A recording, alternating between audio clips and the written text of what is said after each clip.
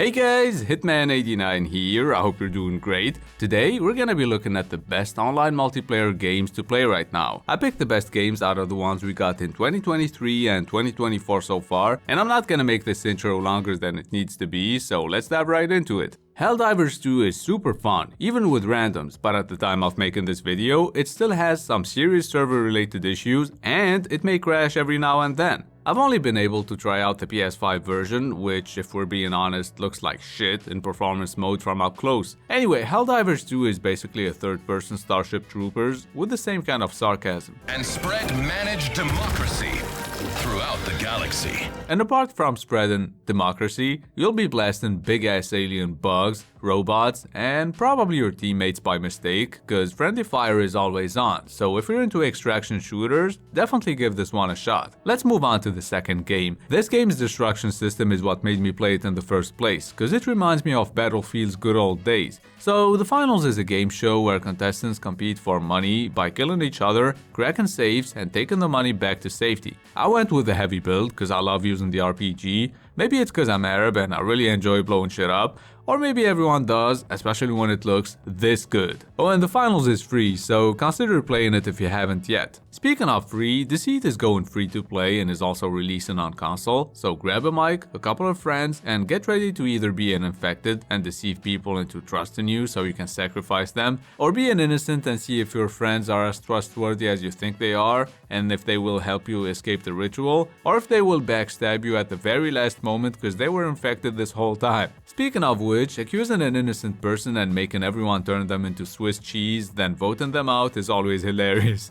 Moving on to the fourth game, Remnant 2 is pretty tough, and it's got procedurally generated levels, which make it highly replayable. Speaking of replayability, I played Remnant 2 alone first, and I died a lot. Then I played it with my wife, and I ended up dying even more often, cause not only she didn't kill that many enemies, but she also shot me in the back several times by mistake. So if you want to make any sort of progress, try playing Remnant 2 with someone that can at least aim.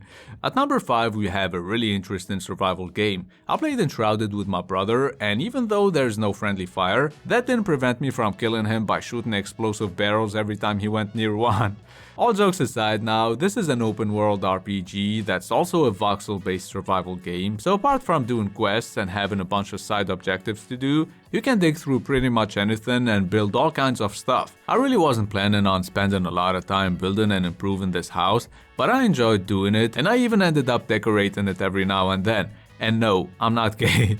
Enshrouded supports up to 16 players in online co-op, and it's pretty cheap, so if you're on PC and you don't mind playing an early access game where you'll most likely come across enemies that are either stuck in the ground or in the air, make sure to try this one out. Another game I think everyone should play is Baldur's Gate 3, which supports up to 4 players in online co-op and 2 players in split screen. I beat Baldur's Gate in online co-op on PC, before the upgrade, on the old one, so I'm not gonna keep on torturing your eyes with this old, blurry, ugly-ass footage. I'll show you the gameplay I captured on PS5 instead. What I really love about this game is how almost every dialogue option or choice you make leads to a completely different outcome. And believe me, I save-scummed like crazy to try out those options. And also, cause I got my ass kicked in some fights. But I think you have bigger problems. Yeah, I also saved scum to try and have sex with different companions, but that's a story for another day. Anyway, I think it's time to move on to the 7th game. After a year in early access, the Outlast Trials is getting a full release, and unlike most multiplayer horror games,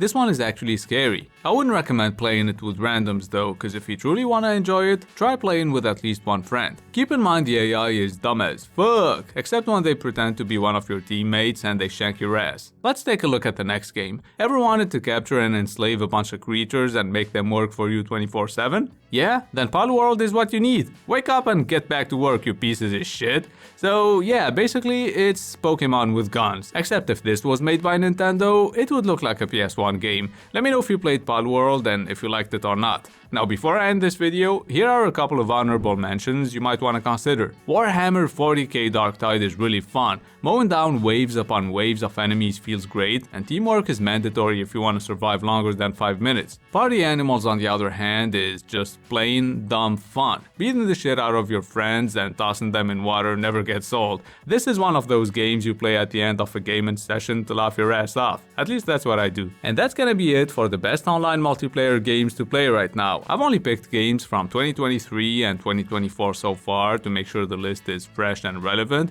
so if it helped you find a couple of good games, please consider leaving a thumbs up. Also, maybe subscribe for more game reviews and recommendations like this one. It's been Hitman89, see you guys very soon. I will not stop, I am prepared to get to the top, yeah, you must be rare. God, I'm like, hey.